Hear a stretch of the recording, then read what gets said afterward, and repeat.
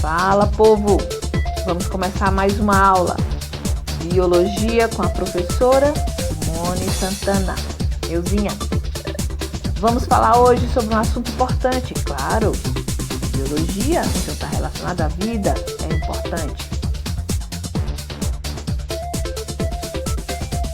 Vamos lá? Hoje a aula será sobre citologia. Citologia? Citologia, professora? Citologia. Logia todo mundo sabe que vem de logos, que quer dizer estudo. Logo quer dizer estudo. Beleza?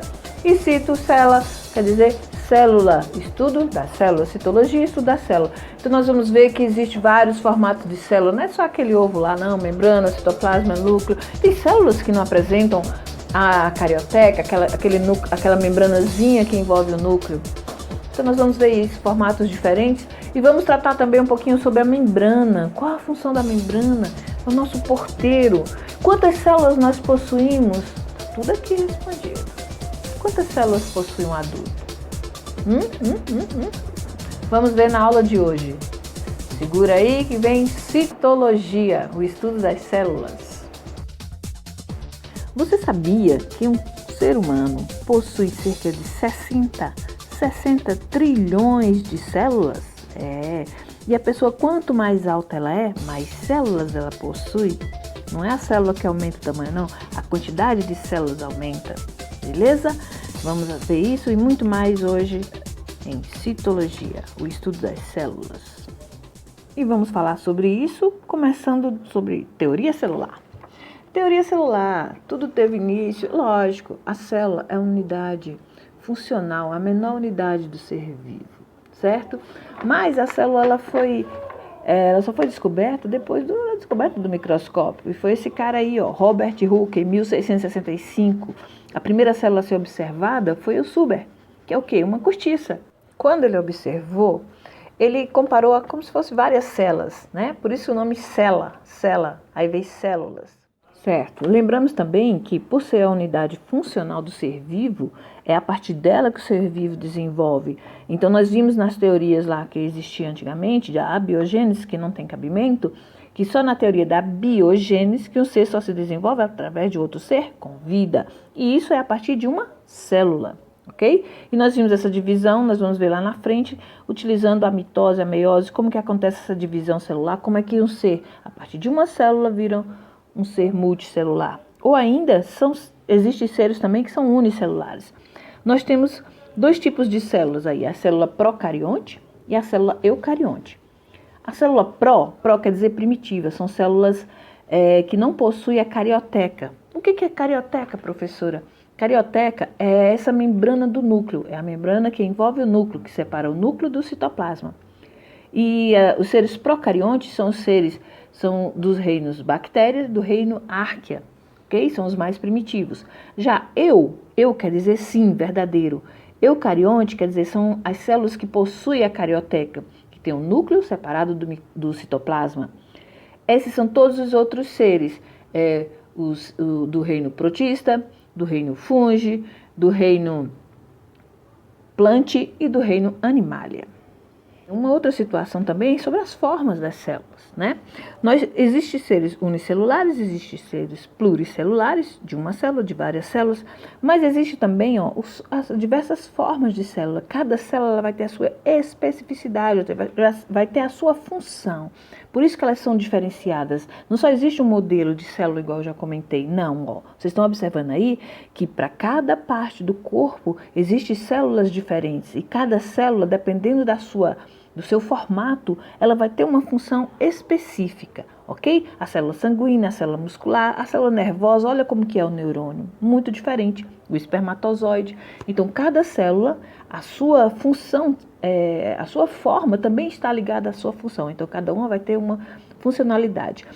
E o conjunto de células específicas, igual nós estamos observando aí, eu vou ter um tecido. Disso, nós temos também células animais e vegetais.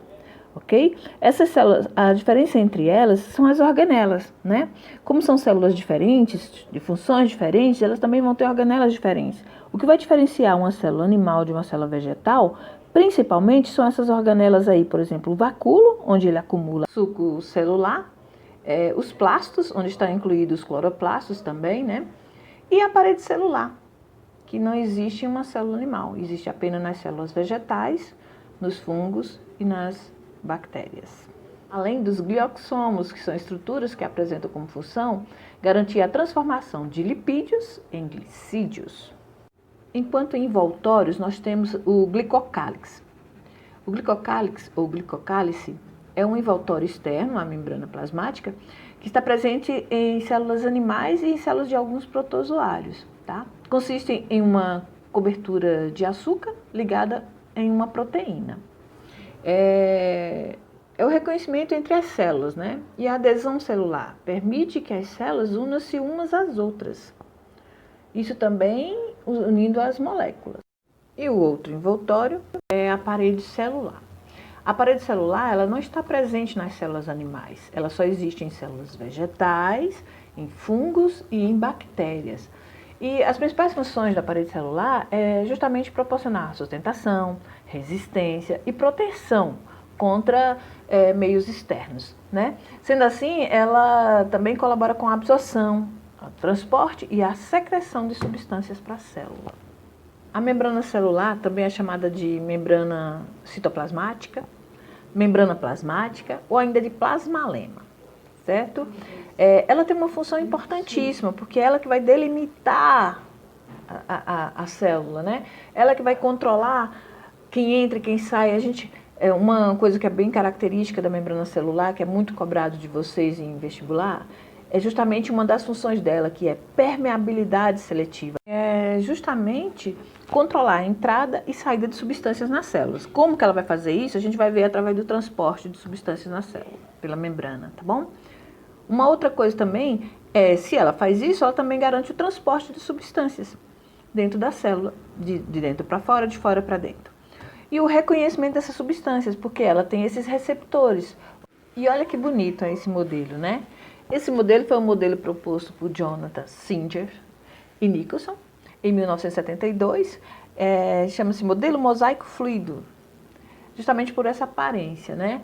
A estrutura da membrana que se assemelha ao mosaico, onde tem as proteínas junto com os lipídios, certo? Que é o que vai formar, na verdade, o que vai compor a membrana celular.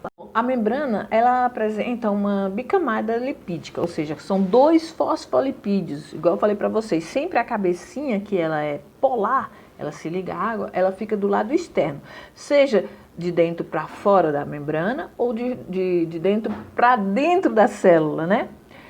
Então, a parte interna da célula, junto para chegar até a membrana, ela vai primeiro acessar a parte polar desse lipídio. A mesma coisa vai acontecer na parte externa dela, vai se ligar primeiro à parte polar desse fosfolipídio. Além disso, essas moléculas de fosfolipídios são chamadas moléculas anfipáticas, né? Possuem uma parte hidrofílica que apresenta afinidade com a água, que é aquela cabeça, ligada às 2 caudas, que são as perninhas, que são as hidrofóbicas, ou seja, que tem aversão à água. Isso é um fosfolipídio. Além do fosfolipídio, nessa bicamada também existem as proteínas que ficam inseridas nessas bicamadas.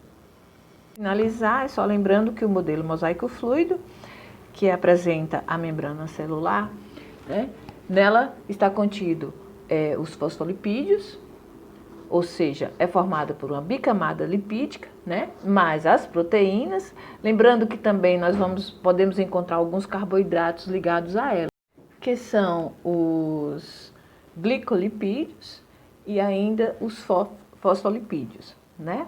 Além de encontrar também colesterol. Bom, e assim finalizamos mais uma aula. Hoje falamos sobre a introdução à citologia, sobre teoria celular, modelos de células, tipos de célula e ainda sobre a membrana celular. Em seguida, vamos falar sobre como essas substâncias entram e saem da célula, transporte de nutrientes, transporte de substâncias na célula. Até a próxima. Valeu!